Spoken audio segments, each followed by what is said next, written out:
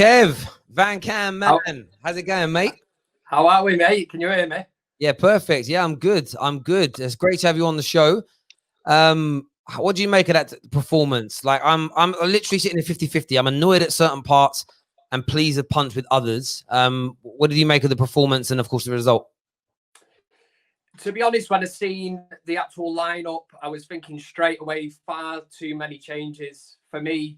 Even though it's Norwich, it's an FA Cup game, it's a one-off game, and I'm thinking, don't make that many changes from the Sheffield United game.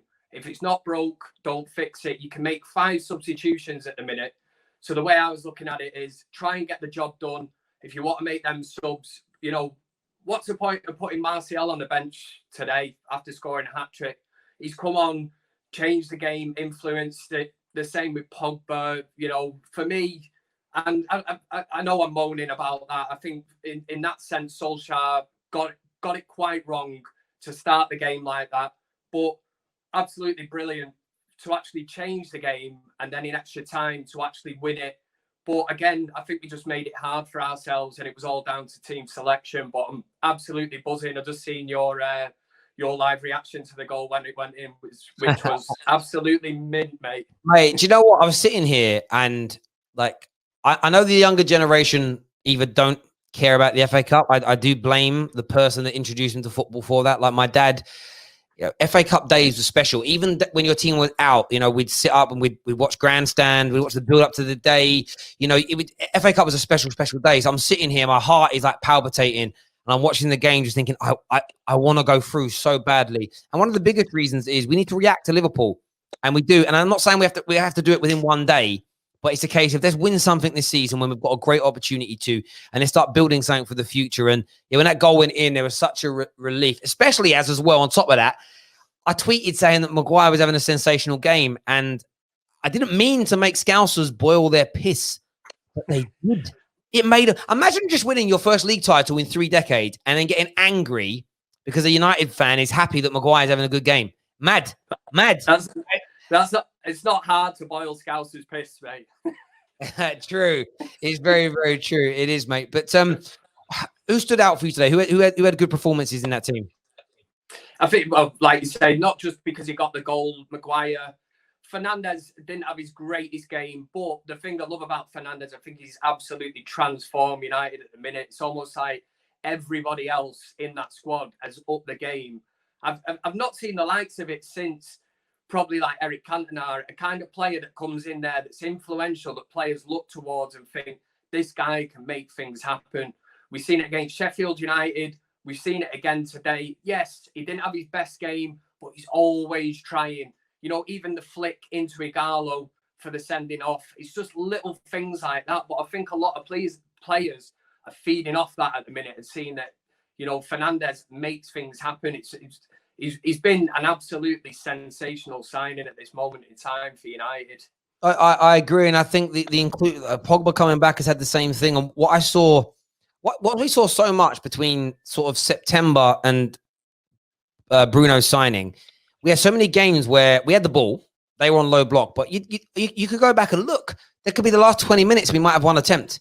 There was no imagination, no invention, and players gave up. Everybody, including the Rashfords and Martials of this world.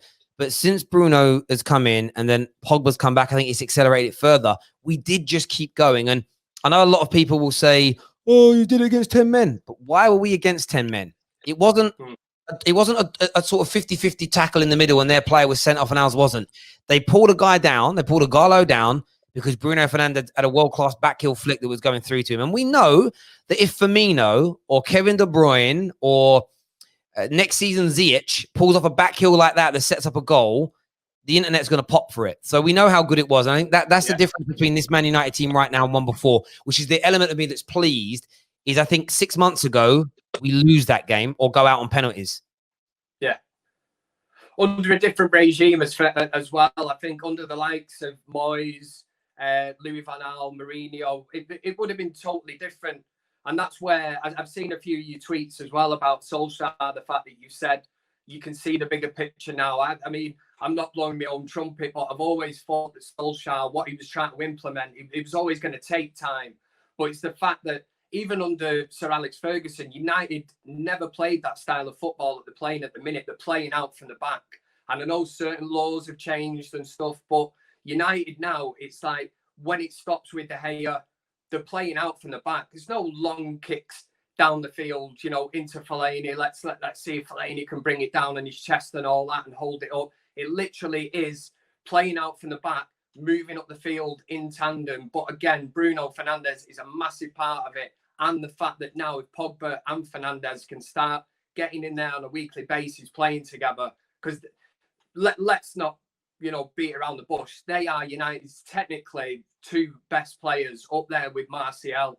So if you've got Fernandes and Pogba in that midfield, a lot of people will argue and say, you still need that player in the middle that breaks it up. You know, everybody always says we always need like a Roy Keane type player. Players don't play that way, you know, that way. Oh, sorry, teams don't play that well or that way anymore. Look at the likes of Man City, who won the league 2 years in a row. David Silva and Kevin De Bruyne. You know, there's no muscle in there. You don't need that. As long as you're technically brilliant, that's the area of the match where football games are won, in the midfield. If you can dominate that, you've done it, mate. Completely agree. And just here, Zane, thanks for the super chat. And yes, Mark Goldbridge might have said that Maguire's got the eye of the tiger, so he'll be facing Club Lang, aka Thomas Partey. But you do know how that film ends, bruv. It doesn't end after the first 30 minutes. Mick, hey, Mick. That's my favorite scene, actually, when Mickey, I'm going to spoiler, when Mickey dies, Rocky's acting, well, Sly's acting, Mick, love it. And he just talks like, Mick, that's what you hear. Doesn't end well for Clubber Lang, bro. So, yeah, he can be Clubber Lang, but he's going to go down. Kev, thank you very much for coming on. Everyone go check out Man United FanCams on YouTube. Brilliant show. Comes out, was it once a week, twice a week? Once a week, mate. I try to put it out every Friday. I didn't yesterday. It was nothing to do with Liverpool winning the league. It wasn't celebrate. So I just thought I'll just have a week off. But I appreciate everything. Obviously, you shouted me out last night on the channel. If you can remember, I think you're halfway through a bottle of Prosecco and all. Oh, it was mash last night, bro. Mash up. Mash. Laughing, watching that. All right, then, mate. Listen, I'll chat to you soon, mate. Cheers for coming on, Kev. Top man. Thank you very much, mate. Thanks for having me. Bye-bye.